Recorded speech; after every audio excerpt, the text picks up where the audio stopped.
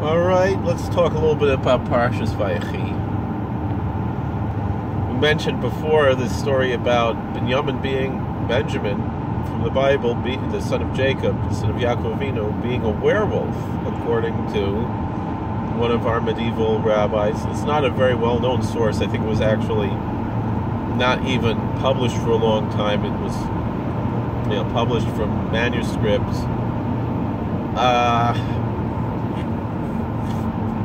Interesting idea. There are other videos about this.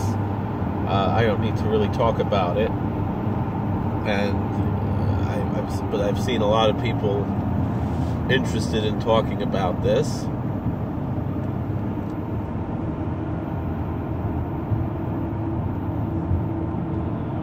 But the other thing is, in this week's Parsha and the Haftarah, we deal with death. We deal with the death of Jacob, the death of Joseph. In the Haftarah, the death of David. We're finishing the book of Genesis. We're entering the book of Exodus. We're entering the days of Shovavim. We've got a lot going on.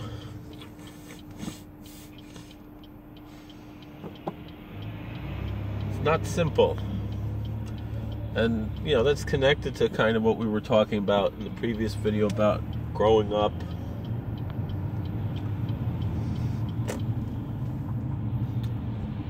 Question about what does it all mean, life and death.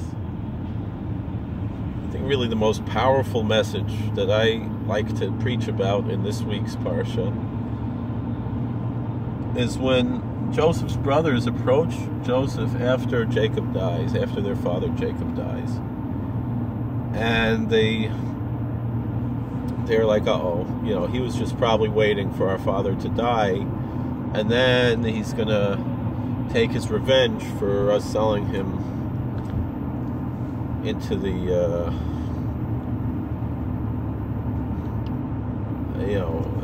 as a slave to Egypt. And Joseph just started crying, and they said, we're ready to be your servants, to be your slaves. And then Joseph says, honey, he says, am I in the place of God? It's not my job to decide if you are, to punish you or not. It's not my place. It's not my duty.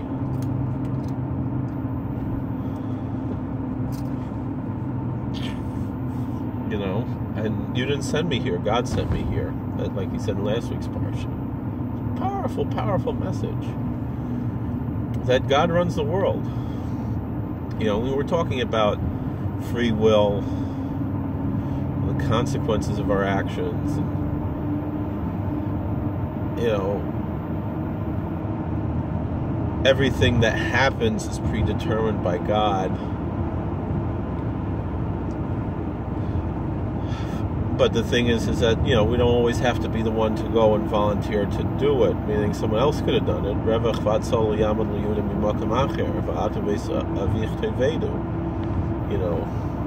Salvation and it could come to the Jews from another place, but you and your father's house would be destroyed in the book of Esther.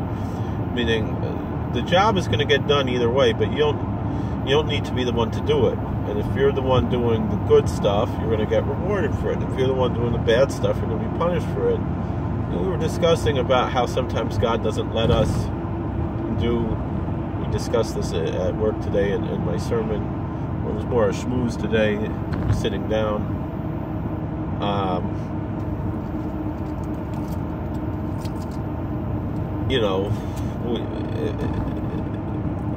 Machshava Teva Kodesh Baruch Hu Nistarf L'Maisa, Machshava Ra'ena Kodesh Baruch Hu Nistarf L'Maisa, all of these inyanim. And these are important things to discuss and to know about and to talk about and to be aware of what we're accomplishing here and why we're here and what we have to do with our lives and what it means to grow up, what it means to be an adult. All of these things are meaningful and important. So, we can discuss these issues. But, we're here for a purpose, and a lot of people walking around without purpose in their life. And that's middle, because life is supposed to have purpose. That's, and God gave us the Torah. And how many people just ignore that great gift that God gave us, that He told us what it's all about, and why people have such a negative view of this great gift, because they just don't know about it, and there's been so much propaganda, and it's really quite upsetting how people are just, it's sad to see people, they just throw their lives away. They're not engaging with this great gift that they have to serve God and to have meaning and purpose in life. Well, thank you for watching. God bless. Please like, share, and subscribe, comment. When people grow up and they realize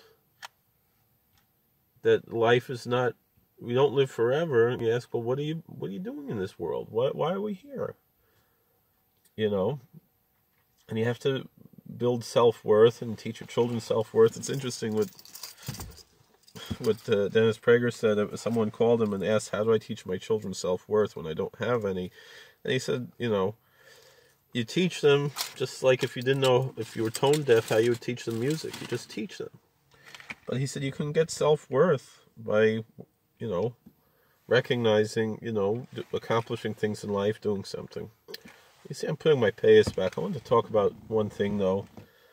Another issue. There was a story, our friends at OJ PAC, the Orthodox Jewish Political Action Committee, they posted a Me Jew story. I don't like this hashtag very much.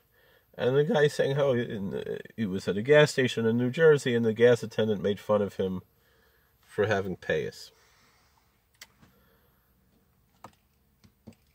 I'll tell you the same thing. One of our inmates, he told me, he at the longa borden, he wears tzitzis in a koppel, and he's saying, I'm embarrassed to put on tefillin because people are like, oh, what are you doing? What are you doing? What are you doing? I said, the Muslims aren't embarrassed to take out their rug and pray 5 times a day. What does it hurt you to put on tefillin for 5 minutes? Chabad, they sent you this tefillin, so you should put it on. They gave it to you as a gift for free. Put on the tefillin.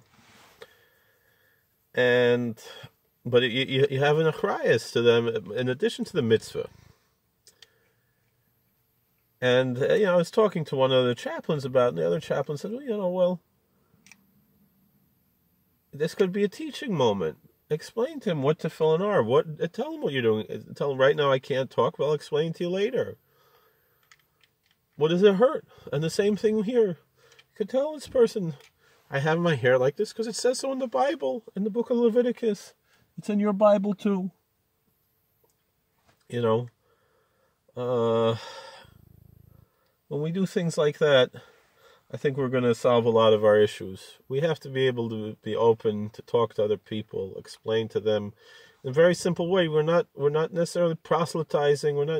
We're just, this guy maybe is making a joke, but maybe he's really interested to learn what's it all about. What's why do you do this? I remember the story that Rabbi Orlovsky said that he was in the airport, and he usually has his tzitzis tucked in because he learned in Chofetz Chaim, and one of the strings was hanging out, and the flight attendant or security agent said, "Oh, there's a string hanging out of your pants." He said, "Yeah, that's a religious thing," and she said, "Oh, it means something." Think about that. It means something, and it does. It means something. We can explain things to people. Tell them it says so in the Bible. I'm not saying you have to do it because it says speak unto the children of Israel, but this is how we interpret these passages in the Bible according to our traditions. Things like that. You make a very good impression on people, and that's the way that we can stop all of these issues. A lot of people want to know. They're curious. Aren't you curious about why the Sikhs have their turbans and why this and why that? I know I am. I like to learn about the other religions. People are curious. It's not a hatred thing. It's not anti-Semitism that the gas station attendant says, "Oh, you need a haircut." You teach people and they're gonna grow. It's gonna build bridges. We live in this world for a reason. So we can pick up Nitzaitis the Kedusha this way. Excuse me. So have a good Shabbos. Chazak, for this chazek. Please like, share, and subscribe. Comment. We'll see you.